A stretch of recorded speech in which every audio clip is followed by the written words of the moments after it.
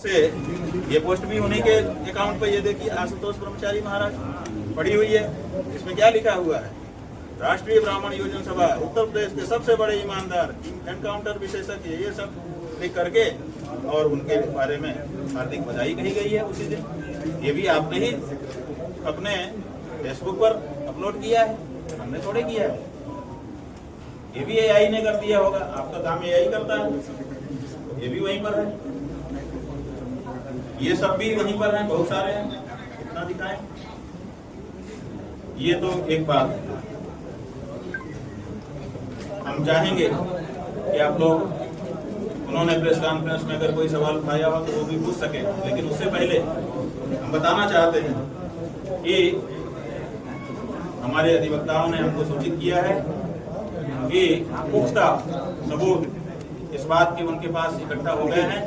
ये दोनों बच्चे उन्हीं के साथ लंबे समय से रह रहे हैं, वो कभी भी हमारे साथ नहीं रहे, और बहुत सारे एविडेंस इस बात के उनके पास संकलित हो गए हैं।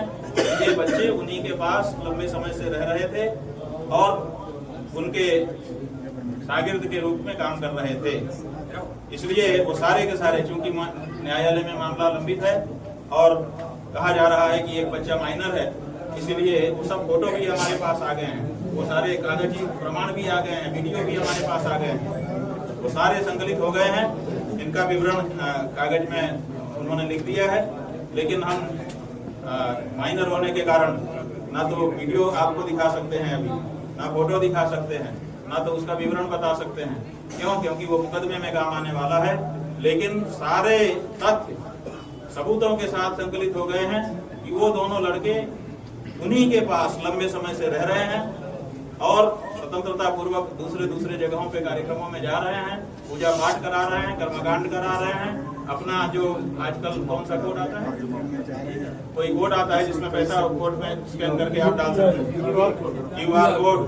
क्यूआर कोड जारी करके लोगों से दान दक्षिणा भी ले रहे हैं, स्वतंत्रता पूर्वक विचरण कर रहे हैं, जैसा कि उन्होंने कहा था कि इनको बंधक बना करके रखा गया था। ये सब चीजों के खंडन के सारे प्रमाण इकट्ठे हो गए हैं। तो जब हमारे पास वो बच्चे कभी आए ही नहीं और आपके पास निरंतर विद्यमान हैं, तो फिर हमारे ऊपर ये आरोप जो आप लगा रहे हैं वो पूरी तरह से झूठा निकल जा रहा है।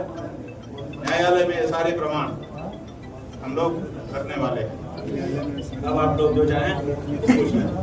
गुरुजी, मठ के सीईओ प्रकाश उपाध्याय पर उन्होंने आरोप, ऐसा है कि हमको इस बात का दुख है कि जो लोग श्रद्धा के साथ, समर्पण के साथ, निष्ठा के साथ ज्योतिर्मठ की सेवा कर रहे हैं, उनमें हमारे सीईओ श्रीमान चंद्र प्रकाश उपाध्याय जी हैं। उनके नाम को बदनाम करने का काम इस व्यक्ति के द्वारा किया जा रहा है। यही नहीं, अपना पूरा जीवन समर्पित करके हमारे पूज्यपाद गुरु जी महाराज के बाद के दिनों के सबसे बड़े सेवकों में से एक अरविंद मिश्रा जी का नाम इस व्यक्ति के द्वारा बदनाम किया जा रहा है।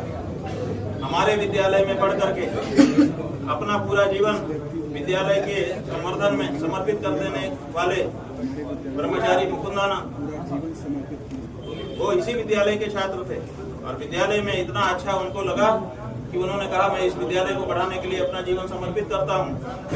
उनका नाम घसीट करके बदनाम किया जा रहा है। ये जो काम है, और यही नहीं, हमारे हर विद्यालय के बच्चे को बाढ़ पीड़ित इलाके से लाया गया है, पैसा देकर के लाया गया है। हमारे विद्यालय में संभ्रांत घरों के उच्च कुल के छात्र आकर के अध्ययन कर रहे हैं। उनके माता पिताओं को, उनकी प्रतिष्ठा को खंडित करने का काम इनके द्वारा किया जा रहा है। इससे हमको शोक हुआ है, दुख हुआ है।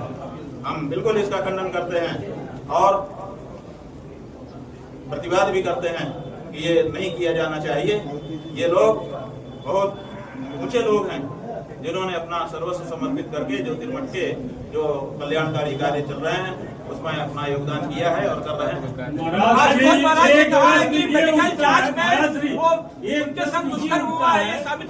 साधु सन्यासी बनने के लिए एक क्राइटेरिया होता है, लेकिन एक हिस्ट्री सीटर कैसे साधु सन्यासी बन जाता है? एक हिस्ट्री सीटर साधु सब बन जाता है जब स्वयं को जगत गुरु कहने वाला व्यक्ति उसको साधु के रूप में अपना करके उससे अपना काम करवाता।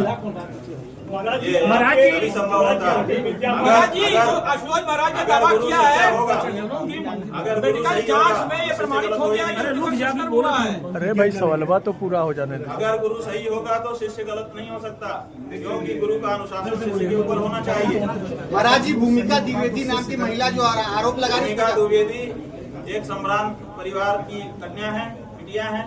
प्रयागराज में रामशंकर द्विवेदी नाम के बहुत ही प्रतिष्ठित हाई कोर्ट के अधिवक्ता थे, बहुत सज्जन व्यक्ति थे, बड़े विद्वान व्यक्ति थे। हमारे गुरुजी महाराज जो ब्रह्मलीन हैं, उनके प्रति उनकी अपार निष्ठा थी। पूरा परिवार हम लोगों से तब भी जुड़ा था, आज भी जुड़ा हुआ है। उसी परिवार की बिटियां हैं। इसी समय 1-1.5 साल पहले वो यहाँ काशी आई थी। उन्होंने अनुरोध किया था कि मठ में रह करके हमको काशी के बारे में कुछ लेख करना है तो जगह दे दी जाए। हम लोगों ने उनको कहा कि 2 दिन 3 दिन के लिए आप रुक जाइए, फिर अपनी व्यवस्था कर लीजिए। फिर उन्होंने अनुरोध किया कि हमको ज्यादा दिन के लिए 1 महीने के लिए रहने के लिए जगह दी जाए, ताकि हम अपना कार्य पूरा कर सकें। उनके पारिवारिक लगाव को और समर्पण को मठ के प्रति देखते हुए उनको 1 महीने के लिए यहाँ पर जगह दी गई थी। वो यहाँ रही, रह करके खाया पिया और अपना कार्य जो भी उनको लिखना पढ़ना होगा किया। लेकिन बाद में वो इस जिद पर अड़ गई कि हम तो यहाँ 6 महीने रहेंगे, हम तो जब चाहेंगे तभी जाएंगे, नहीं तो नहीं निकल सकते। तो फिर हम लोगों को कड़ाई से उनको जाने के लिए कहना पड़ा। 1 महीना उनको रह करके यहाँ पर निवास दिया गया, भोजन दिया गया, सम्मान दिया गया, उसको वो भूल गई और जो कड़ाई से जाने के लिए कह दिया उसको याद रख करके पुनः निकाल रही हैं। इसके अलावा उसमें बाकी कुछ नहीं है। महाराज ने दावा किया है भूमिका गुरुजी जांच में दुष्कर्म की पुष्टि हुई है। जब मीडिया के लोग भी आके 3 तल्ला बोल रहे हैं, 5 तल्ला, इस ढंग के जो भ्रम पैदा किया जा रहा ऐसा है, है। आखिर में मठ में क्या रहस्य बताइए। मठ में कोई रहस्य नहीं है। मठ जो है सदा से सबके लिए खुला हुआ है। छोटा सा मठ है, ये काशी के केदार घाट में स्थित है, जहाँ पर थोड़ी जगह की भी कीमत है। यहाँ बड़ी जगह उपलब्ध ही नहीं है। छोटा सा हमारा मठ है, उसमें हम लोग किस तरह से 150-200 लोग मिलकर के रहते हैं, हम ही लोग जानते हैं। तो ऐसी परिस्थिति में यहाँ कोई भी खुफिया स्थान नहीं है। सारे कोने एक दूसरे के जाने हुए हैं और यहाँ पर कोई शीश महल नहीं है और कोई स्विमिंग पूल भी नहीं है। हाँ, जब हमारे गुरुजी यहाँ पर रहते थे, वो वृद्ध अवस्था में चले गए थे, लेकिन उनको डॉक्टरों ने कहा था, वैद्यों ने कहा था, चिकित्सकों ने कहा था कि आप नियमित व्यायाम करिए जिससे आपका शरीर स्वस्थ रहे। तो वो चल नहीं पाते थे खड़े होकर, तो उनको कहा था कि आप पानी में खड़े होकर के चलें, चलना हो जाएगा और गिरने की समस्या नहीं रहेगी। अगर गिरे भी तो पानी है, आप हाथ मार देंगे तो रुक जाएंगे। तो उनके व्यायाम के लिए उस समय उनको सुविधा बनाई गई थी, लेकिन वो उसी समय के लिए बनाई गई थी, उसके बाद उसका कोई उपयोग नहीं है। तो ये एक 2 पीठ के शंकराचार्य स्वतंत्रता संग्राम सेनानी जो थे, वो 100 साल की उम्र लगभग उनकी होने वाली थी। उस समय उनके व्यायाम के लिए एक व्यवस्था बनाई गई थी और उसको आप पत्रकारों में से जो नए पत्रकार हैं उन्होंने भले ना देखा हो, लेकिन बाकी सब पत्रकारों ने देखा है और वहाँ पर गए हैं और कवर किया है। कोई किसी ने कोई कभी रोका नहीं। आप लोग पूरे मठ में घूम चुके हैं, जो भी पुराने पत्रकार यहाँ पर हैं 25 होंगे, सब पूरा मठ कोना कोना आपका देखा हुआ है। यहाँ पर कुछ भी छुपा हुआ नहीं है और कुछ छुपा हो भी नहीं सकता है। और हमने तो बार बार निमंत्रण दिया है कि जिसको हमारे साथ रहना हुआ है। कई लोग कई बार आरोप लगाते हैं कि आप तो 5 स्टार जिंदगी जीते हैं। हमने कई बार कहा है कि जिसको हमारे साथ रहना हो 1 हफ्ते के लिए आइए, रहिए हमारे साथ। जहाँ हम सोए वहीं सोइए, जहाँ जो हम खाए वही खाइए। क्यों नहीं आता है कोई? और केवल आरोप लगाने के लिए आप लोग बात करते हैं। आइए, आकर के हम लोगों का जीवन जी करके देखिए। महाराज जी, रिश्तेदारों को संपत्तियों के इस पे थोड़ा देखिए, भूमिका कुछ भी कहें, उनके मन में खुन्नस है। हम क्या कर सकते हैं? अपने परिवार की बेटी हैं, ज्यादा बोल भी नहीं सकते। लेकिन हमारे रिश्तेदार जो हमारे पूर्वाश्रम के लोग हैं, हमारे भाई हों, चाहे भतीजे हों, चाहे दूसरे कोई रिश्ते के लोग हों, सब थे। ऐसा नहीं है कि कोई रिश्ता नहीं है, लेकिन सब हमसे इसी बात के लिए नाराज हैं कि हम उनको कभी भी प्रेफरेंस नहीं देते हैं। कभी भी उनको हम अलग से वो कहते हैं कि कम से कम एक बार बुला के पूछ तो लिया करिए कि हम भी हैं, आप साधु हुए हैं, आप सन्यासी हुए हैं, हम थोड़े सन्यासी हुए हैं। हमारे मन में तो आपके लिए अभी वही लगा है कि आप हमारे हो। लेकिन हम उनको जैसे सब जनता से बात करते हैं उसी तरह से उनसे बात करते हैं। किसी भी समय, आज इतना लंबा हमारा जीवन हो गया, 45 साल गुरु जी के साथ हम रह चुके, 25 साल का हमारा संन्यास का कार्यकाल हो गया। उसके पहले 3 साल हम ब्रह्मचारी भी रहे, उसके पहले भी हम मठ में ही रहते रहे और मठ का ही कार्यभार संभालते रहे लंबे समय से। आप लोग जानते हैं, यहाँ कोई नहीं होगा जिसने हमारे आने को देखा हो। हमारे आने के बाद यही लगभग सब लोग हैं। तो ऐसी परिस्थिति में हम तब से यहाँ पर हैं। हमने कभी भी अपने किसी भी परिवार के व्यक्ति को अगर कोई लाभ दिया हो और उसको रेखांकित करके कोई दिखा दे, ये हमारे यहाँ नहीं होता है। अगर हम ये सब करेंगे तो फिर हमारी जो गरिमा है, जो हमारी महिमा है, जो हमारा हृदय है, वो बहुत कमजोर हो जाएगा। हम बहुत छोटे व्यक्ति हो जाएंगे। फिर हम पूरे संसार को आत्मसात नहीं कर पाएंगे। अगर हम उसी पुराने परिवार को अपना परिवार मानेंगे तो पूरी दुनिया को अपना परिवार नहीं मान सकेंगे। इसके लिए जरूरी होता है, एक सन्यासी की शिक्षा में ये होता है कि वो अपने परिवार को छोड़ दे, पूरी तरह से छोड़ दे, ताकि सारे संसार को अपना परिवार मानने के लिए उसका हृदय तैयार हो। महाराज जी, सवाल है कि आशुतोष द्विवेदी लगातार मानहानि कर रहे हैं सनातन धर्म और मठ मर्यादा लोग की तरफ से, पहले क्यों नहीं उनके ऊपर मानहानि का केस किया गया? इनके ऊपर आशुतोष ब्रह्मचारी आशुतोष जो है वो अभी अभी आए हैं और अभी अभी आकर के उन्होंने ये सब शुरू किया है। अब हम लोग जरूर जो कार्यवाही होगी वो करेंगे। गुरुजी गुरुजी एक सवाल ये है, लगा करके बस तोड़ सकेंगे। गुरुजी एक सवाल ये है, महाराज जी आपके महाराज जी देखिए, 100 बात की एक बात, जो झूठा आरोप उन्होंने मनगढ़ंत लगाया है वो आरोप जैसे ही झूठा होगा वैसे ही उनके ऊपर मुकदमा चल जाएगा झूठ फरेब करने का, और उसी में वजह से ले जाएंगे। गुरुजी जिस तरीके से प्रयागराज में आज कहा गया, महाराज जी आरोप ये लग रहा है कि आप माफियाओं से सहानुभूति रखते हैं। आपने अतीक अहमद और मुख्तार अंसारी की मौत की जांच की मांग की थी, आपने पत्र भी लिखा था, ये सच्चाई है महाराज? बात ये है कि कोई माफिया है कोई क्या है वो एक अलग बात है। हमने अतीक अहमद के समय में वक्तव्य दिया था। क्या वक्तव्य दिया था उसको समझिए। हमने कहा था कि आप किसी को यूं ही गोली मार करके समाप्त मत करिए, इससे कानून का राज समाप्त हो जाएगा और बाहु का बल निकल करके आ जाएगा। जो भी किसी से नाराज होगा वो किसी को कभी भी मार देगा। जब सरकारें इस तरह से मारने लग जाएंगी तो कानून क्या करेगा? कानून किस लिए बना था? तो हमारा ये कहना था कि अंग्रेज भी कोरम पूरा करते थे, पकड़ते थे किसी को, वहीं पे टेबल कुर्सी लगा के न्यायाधीश बैठाते थे कि हम मुकदमा चला रहे हैं, और 15-20 मिनट में मुकदमा करके कहते थे फांसी की सजा होगी, वहीं लटका देते थे पेड़ से। लेकिन कम से कम इतना वो छोड़ देते थे कि हमने मुकदमा चलाया। यूं ही मार देना, तो हमने कहा ये गलत परंपरा हो रही है, भविष्य में न्यायालय की आवश्यकता समाप्त हो जाएगी। इसलिए आप तत्काल क्यों नहीं अतीक अहमद के मुकदमे को तत्काल सुन करके उसको सजा दे दी गई? क्यों वहां से जेल से यहाँ लाया जाएगा, फिर वहां ले जाएगा, फिर ये किया जाएगा? ये जो न्यायालय का प्रोसीजर है ये जनता को परेशान कर रहा है और कानून के प्रति वितृष्णा उत्पन्न कर रहा है। तो हमारा वक्तव्य इस परिप्रेक्ष्य में था कि आप न्याय करिए, कुछ ऐसे लोगों के ऊपर तत्काल न्याय करिए ताकि जनता को रहे कि हमको न्याय के मार्ग से ही जाना चाहिए, ये वाला मार्ग ठीक नहीं है। हम अतीत के पक्ष में नहीं बोल रहे थे, हम अपने देश में स्थापित कानून के पक्ष में बोल रहे थे कि कानून को अगर उसका काम नहीं करने दिया गया तो लोग उसको छोड़ने लगेंगे और ये गलत परंपरा होगी। लेकिन अब आपके उस बयान को मिसकोट किया जा रहा है और आपकी ओर से कहा जा रहा है कि आपने अफजाल अंसारी को भी पत्र लिखा था, इसमें सच्चाई है महाराज जी? अफजाल अंसारी को हमने कोई पत्र नहीं लिखा, ये झूठ फैला रहा है। ऐसा होता है कि एक बात में फिर दूसरी जोड़ करके नमक मिर्ची जिसको कहते हैं लगाने लगते हैं। महाराज जी इसीलिए बनारस में मुस्लिम समुदाय के कुछ लोगों ने आपका समर्थन किया और कहा है कि शंकराचार्य के लिए वो जेल जाने को भी तैयार है। बात यह है कि कौन हिंदू है कौन मुस्लिम है ये एक अलग प्रश्न है, लेकिन न्याय अन्याय के बारे में तो लोगों का विचार लगभग एक होता है ना। कुछ ही लोग होते हैं जो हिंदू होने के कारण मुस्लिम होने के कारण अलग सोचते हैं, अन्यथा आम जो लोग हैं वो न्याय अन्याय के बारे में एक सी धारणा रखते हैं। यहाँ पर अन्याय हो रहा है, कोई भी इसका विरोध करे। शिकायत लगा बार कि आप सनातन को कमजोर कर रहे हैं। योगी जी भी एक संत है, बटोगे तो कटोगे, इस नारे को भी आप कमजोर कर रहे हैं। ये जो सनातन का ह्रास और ऐसा जो लोग कर रहे हैं, खासकर योगी जी को मानने वाले, देखिए इस बारे में आप क्या कहना चाहेंगे? योगी जी जो है 2 नंबर हो गए। 1 नंबर जी महाराज है जी, सबसे बड़े संत, जटा भी बड़ी हुई है, ऊपर जूड़ा भी बंधा हुआ है, वेशभूषा भी जोरदार है, पुलिस पीछे चल रही है और जांच कर ही रहे हैं, देख ही रहे हैं। तो आप बताइए कि कोई हिस्ट्री शीटर एक रात में कैसे संत बन जाता है? और अगर बन जाता है तो क्या उसकी पोल नहीं बोलनी चाहिए? क्या गिरुआ कपड़ा जिसने पहना हो उससे ये अपेक्षा नहीं की जानी चाहिए कि उसका आचरण संतों के जैसा हो?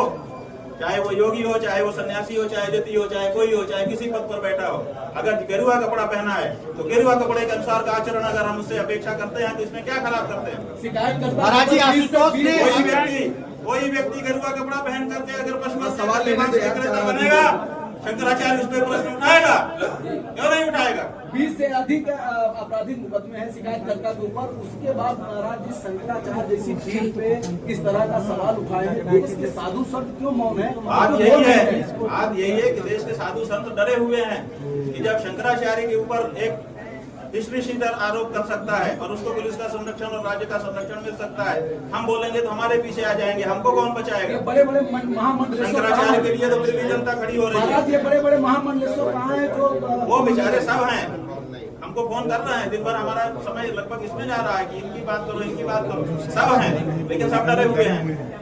महाराज जी आशुतोष ब्रह्मचारी ने ये अभी से दावा कर दिया है कि एक बच्चे के साथ यौन शोषण हुआ है, उसकी मेडिकल रिपोर्ट में पुष्टि हो गई है। बात यह है कि जब वो बच्चा हमारे पास आया ही नहीं, हमने अभी आपको बताया कि हमारे अधिवक्ताओं ने बता दिया कि सारे प्रमाण इकट्ठे हो गए, वो बच्चे उसी के पास थे, आपके पास नहीं थे। तो इसका मतलब है कि उसके साथ अगर यौनाचार हुआ है, यौन दुष्कृत्य हुआ है, तो वो जिसके पास थे उसी ने किया। गुरुजी एक सवाल ये है कि अगर होना चाहिए जांच, शिकायतकर्ता जो है वो जांच के घेरे में अपने आप आ जाएगा। उसको ये बताना पड़ेगा ना कि इन बच्चों का हमसे संपर्क कहाँ हुआ। जब हमारे पास बच्चे कभी आए नहीं, तो जब हमारा उनसे संपर्क ही नहीं हुआ, तो हमारे पास ही नहीं आए, इर्द गिर्द ही नहीं भटके, तो कैसे हम दुष्कर्म कर सकते हैं? कोई भी कैसे कर सकते हैं? आशुतोष बार बार आपको फंसाने की कोशिश कर रहा है। शाहजहांपुर का भी मामला था। हम लोग 2 कुंभ चलते हैं कई बार महिला के जब मुख्य स्नान होता है तो रात भर साधु संत जगे रहते हैं, पूरी हर चीज की तैयारी करते हैं, लागा साधु सब तैयार होते हैं, पूरा एक माहौल वहाँ बारात जैसा रहता है। 17 तारीख को आरोप लगा रहे हैं, क्या सब जहाँ लोग जग रहे हैं, तैयार हो रहे हैं, क्या वहाँ पर ये चीजें हो सकती है? 17 जनवरी की बात यह है कि जब काल्पनिक कहानी ही बनानी है तो कुछ भी बनाया जा सकता है। आप जो बात कह रहे हैं वो हकीकत की कर रहे हैं, हकीकत में ऐसा नहीं हो सकता, लेकिन जो इसको कहानी ही बनाना है वो कुछ भी बना सकता है। गुरुजी आशुतोष महाराज कहते हैं कि उनके पास ये रिपोर्ट है कि ये दुष्कर्म हुआ है, उन्होंने ये पुलिस ये देख रही है, पुलिस जांच पूरी कर रही है, पर आपके पास अभी तक कोई आया, कोई आपसे विवेचना किया? पुलिस जो जांच कर रही है उसकी जानकारी आशुतोष महाराज को क्यों है, ये सवाल है। पुलिस जो जांच कर रही है, अगर उसने मेडिकल कराया, आप लोगों को जानकारी नहीं है, उनको क्यों जानकारी है? उस रिपोर्ट में क्या है, इतनी तक की जानकारी उनको है और वो पब्लिकली बता रहे हैं। ये क्या हो रहा है? एक हिस्ट्री शीटर अपराधी वो बैठ करके उत्तर प्रदेश में जांच कर रहा है और ये कह रहे हैं कि यहाँ पर हमने लंगड़ा ऑपरेशन अभियान और दूसरे अभियान, कौन कौन से अभियान चला के सब अपराधियों को समाप्त कर दिया। यहाँ तो अपराधी राज करते दिखाई दे रहे हैं उत्तर प्रदेश में, और अभी तक वो वही जांच करते हैं, वही अपराध करते हैं, और अभी तक वही रिपोर्ट सार्वजनिक करते हैं पत्रकारों के सामने आके। महाराज इस मामले में साइडी गठित हुई, किसी ने आपको फोन किया, संपर्क किया? आपसे कोई मिला? हमसे किसी ने कोई संपर्क नहीं। आशुतोष लगातार आपको फंसाने की घेर लिया गया, प्रयागराज की पुलिस यहाँ पे आके डेरा डालती, ये सब क्या खबरें हैं? ये सब खबरें आप लोग जानो, आप लोग खबर के पंडित हो। महाराज जी, आशुतोष लगातार आपको फंसाने की कोशिश कर रहा है। शाहजहांपुर का भी मामला आया था, तो क्या आप मुकदमा कराएंगे? और दूसरा सवाल ये है कि हाईकोर्ट के केस का क्या स्टेटस है? ऐसा है कि हाई कोर्ट में केस लिस्ट हो गया है, कब सुनवाई उसकी होगी? कभी भी सुनवाई होगी, लिस्ट हो गया है। और अगर याद इधर करें- जो है शाहजहांपुर का जो मामला है, शाहजहांपुर के जो व्यक्ति हैं वो हमने उनसे पूछा था कि आप इसको पुलिस में क्यों लेके नहीं गए। जब यहाँ से सब बता करके गए और आप लोगों से बात करने के बाद हमने भी उनसे बात किया, तो उन्होंने बताया कि हम पुलिस में पहले भी हमारे साथ किसी ने मारपीट और गाली गलौज किया था तो हम पुलिस में गए थे, पुलिस सुनती ही कहाँ है, इसलिए हम पुलिस में क्या जाएं।